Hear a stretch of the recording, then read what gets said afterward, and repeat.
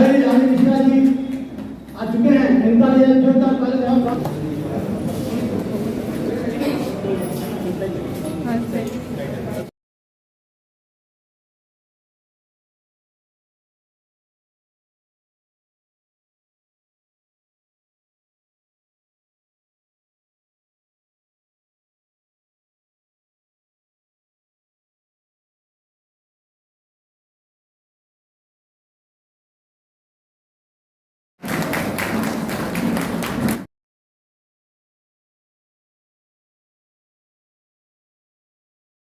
कांग्रेस सेवा दल की अध्यक्ष सविता यादव से गुजारिश करूंगा कि आप टीवी में देख रहे हैं, अपने वरिष्ठ नेताओं से बात करके समझ रहे हैं कि वहां पे महिलाओं के साथ में क्या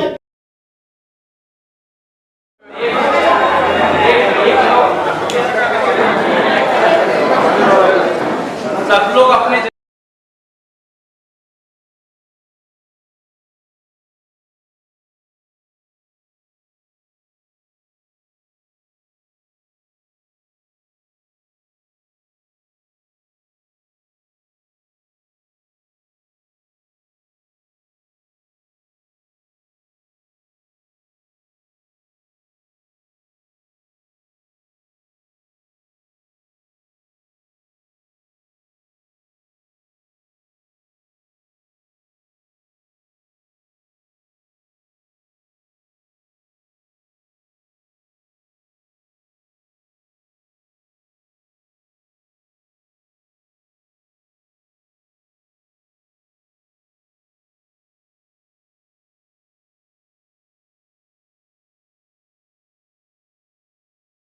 उसके साथ बलात्कार करता है, बाथरूम को जलाया जाता है। ये क्या है कि ये एक सोच है, ये वो सोच है और वो संगठन का सोच है जो एक तबके को इस देश का मालिक समझते हैं। इसमें दलितों को कोई जगह नहीं है, मुसलमानों को कोई जगह नहीं और महिलाओं को तो बिल्कुल जगह नहीं है।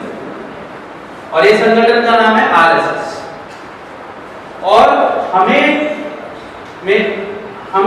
बहुत दुख की बात है, 70 दिनों में महिलाओं ने जो अत्याचार अपने बदन पे, जो उनका छुआ हुआ है, जो उनके कपड़े उतारे गए, जो उनको नग्न अवस्था में खेतों में ले जाके उनके साथ सामूहिक बलात्कार हुआ है। आज हम लोग आए हैं 60-70-100 के तादाद में है। आज हम लोग क्या करेंगे? आए हैं मणिपुर के बारे में बात करेंगे, चर्चा करेंगे, कैंडल मार्च भी निकालेंगे, चले जाएंगे। लेकिन जरूरत है इस सरकार को बदलने की, और ये सरकार हमको बदलनी है। महिलाओं के साथ किस तरीके से उनको निबंध करके घुमाया जा रहा है, उनके साथ कितना अत्याचार किया जाता है, उसका वर्णन नहीं कर सकते।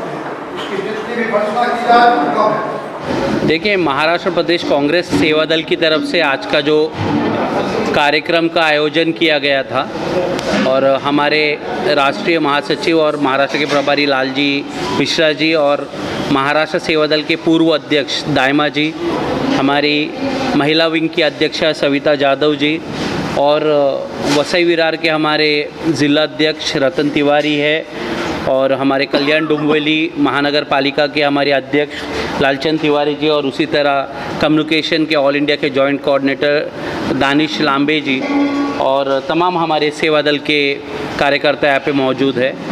मुख्य कारण ये है आज के इस कार्यक्रम का कि 2 इशू पे हम लोग आज यहाँ पे एकत्रित हुए हैं। सबसे पहला इशू ये है कि मणिपुर का जो हादसा है, इतना भयानक हादसा, 2 महिलाओं को निर्वस्त्र कर पुलिस वैन से उतार के सामूहिक बलात्कार करके जला दिया जाता है और देश के प्रधानमंत्री चुप बैठे हुए हैं।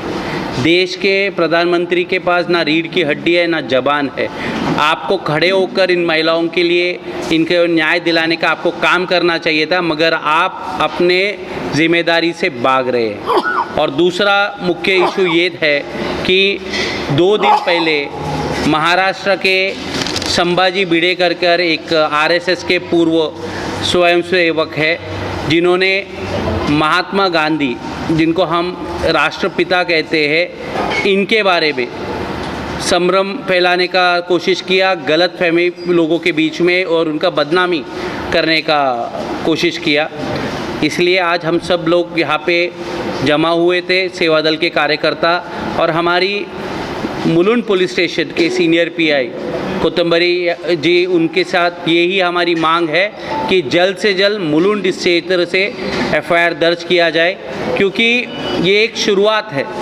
आप समझिए, जिन लोगों ने इस देश के आज़ादी के लिए अपनी जान ले ली और जान देने के बाद उनका नाम धीरे धीरे आप इतिहास से मिटाने की कोशिश कर रहे हैं, और इसका एक प्रयोग संभाजी भिडे जी कर रहे हैं। इसका हम निषेध करते हैं। हम सब सेवादल के कार्यकर्ता इसलिए जमा हुए हैं क्योंकि हमें मणिपुर का हिंसा का भी हम निषेध करते हैं और संभाजी भिडे उनका भी निषेध करते हैं। सर राकेश जी, ये पूछना चाहेंगे जिस तरीके से मणिपुर की घटना है, उसके बाद हैदराबाद में जो हुए हैं, वो ऐसे कई सारी जगहों पे उसके बाद में ऐसी घटनाएं घटी हैं, तो खास करके महिलाओं को क्या एक कमज़ोर वर्ग समझा जाता है या किस तरीके से उन्हें हमेशा टारगेट किया जाता है? देखिए, महिला कभी कमज़ोर नहीं है, वो देवी का स्वरूप है, माँ है, बहन है, बेटी है। मगर जो संगठन इस देश को चला रहा है, उनको ज़रूर ऐसा लगता है कि महिला को कोई मतलब महत्व नहीं है। इसलिए जब उनकी अत्याचार की बात आती है तो प्रधानमंत्री बात नहीं करते।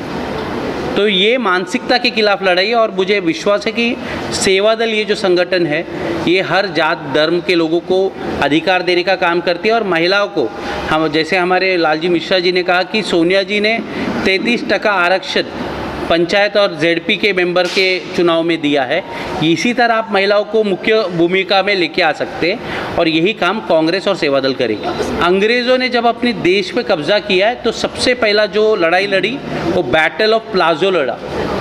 तब करीबन 2000 लोगों का रेजिमेंट बंगाल के राजा को सड़क पे ले जा रहे थे, और जब वो कर्नल रिटायर हुआ, वो अपने आत्मकथा में ये लिखा कि बैटल ऑफ प्लाजो हारने के बाद हम उस राजा को बग्गी के पीछे बांध कर लेके जा रहे थे। बोले लाखों में लोग थे, अगर उस टाइम पे एक पत्थर उठा के मार देता कोई तो हमारा नरसंहार हो सकता था, और हम देश में कभी कब्जा करने का कोशिश भी नहीं करते। मगर उन्होंने क्या देखा कि जब उनके राजा को बग्गी के पीछे बांध कर ले जा रहा था, पूरा का पूरा गांव कस्बा हंस रहा था और सब चुप बैठे थे। तब ब्रिटिश सरकार को ये विश्वास हो गया कि हम जो लोग हैं ना इस देश के, इनके पास ना जबान है ना ये रीढ़ की हड्डी है, और इनको गुलाम बनाना आसान है। वही वक्त आया है। अगर अब हम लोग चुप बैठे, अगर अब हम आवाज़ नहीं उठाएंगे, छोटा हो बड़ा मीटिंग हो वो अलग बात है, मगर आवाज़ उठाना ज़रूरी है। कि जब आप आवाज़ उठाओगे तब सरकार को ये संदेश चला जाता है कि नहीं, लोग है, महिलाओं के ऊपर अत्याचार अगर होगा तो एक संगठन है जिसका नाम सेवादल है, वो उनके रक्षा के लिए खड़ा है। महाराष्ट्र में जो सरकार बनी है, जब आपको पता है कि एक आमदार को खुलेआम है ना, ये तो मतलब छुपाने वाली बात नहीं है। वो यहाँ पे एक कोल्हापुर साइड के एक आमदार थे, उनका कार्यकर्ता ने सबके सामने कहा ना कि मेरे जो नेता है उनको 50 करोड़ के ऑफ़र आई, और ये मना कर दिए क्योंकि ये शिवसेना में रह गए, उद्धव ठाकरे जी के साथ रह गए। अगले दिन वो चले गए थे। इसका मतलब इन्होंने 50 करोड़ एक्सेप्ट किया।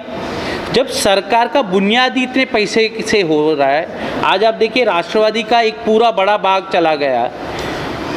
प्रधानमंत्री खड़े होते मध्य प्रदेश में, भोपाल में थे शायद से, उन्होंने कहा ना कि राष्ट्रवादी 70,000 करोड़ का जो स्कैम है उसके लिए जिम्मेदार है। 4 दिन के बाद आप उनको मंत्री बना रहे। जिस कोऑपरेटिव सेक्टर की आप बात कर रहे हो कि उसमें घोटाला हुआ है, उसी अजित पवार को कोऑपरेटिव सेक्टर ही आपने दे दिया। इसका मतलब क्या है? इसका मतलब है कि भारतीय जनता पार्टी और प्रधानमंत्री को करप्शन से कोई लेना देना नहीं है, उनको सत्ता पाना है। और दोबारा 2024 में सत्ता आने के लिए अगर कसाब नहीं मारा होता ना, वो भी अगर जिंदा होता तो उसको भी टिकट देते, और उसको साथ भी अलायंस करने के लोग तैयार थे। अब समझ जाइए बात। देखिए, भारतीय जनता पार्टी को 2024 में कांग्रेस तो विरोध में है, सेवादल है, देश की जनता है, मगर 2024 में आप देखोगे कि खुद भाजपा के जो कार्यकर्ता है ना, ये भाजपा के खिलाफ काम करेंगे। क्योंकि जिन नेताओं के खिलाफ इन्होंने लोगों को सालों साल वोट करने के लिए कहा, आज वही नेता इनके पार्टी में उनके बॉस बनकर बैठे हैं। जो शिंदे गट के जितने लोग बाहर गए वो लोग सब लोग उद्धव ठाकरे जी को ब्लेम नहीं किया था, अजित पवार को से तंग होकर गए थे। आज फिर से अजित पवार डिप्टी सीएम बना, अब उनके पास जवान नहीं। अब वो कह रहे कि मोदी जी का जो तरक्की का यात्रा है उसमें हम साथ दे रहे। तो ये सब बात पब्लिक समझ रही, देख रही है और इंतज़ार कर रही है। जिस दिन वोटिंग का बारी आएगी आप देख लेना, भारतीय जनता पार्टी इस देश में बहुत ही बुरी तरह हारेगी। सर, संभाजी भिड़े को लेकर आप लोगों ने आज पुलिस को एक लेटर दिया है, उसे देखकर क्या लगता है कि आने वाले दिनों में ऐसे लोगों पर लगाम लगेगा? देखिए, बहुत गंभीर इशू है और आप जानते हैं कि संभाजी भिड़े को इस देश के गृह मंत्री फडणवीस जी का पूरा साथ है, मगर गंभीरता आप समझिए कि मुलुंड के सीनियर पीआई ये नहीं चाहते थे कि हम सड़क पे उतरे, वो खुद इधर आए और हमसे निवेदन लिए। इसका मतलब क्या है? इसका मतलब ये है कि उनको पता है कि अगर जितने लोग सड़क पे उतरेंगे उतना भारतीय जनता पार्टी आरएसएस का बदनामी होगी, इसलिए वो इधर आकर हमसे निवेदन लिए। मगर मैं आपको विश्वास देना चाहता हूँ कि कांग्रेस का कार्यकर्ता ये मुलुंड से एक एफआईआर संभाजी भिड़े इनके खिलाफ करवाएगी और ज़रूर करवाएगी।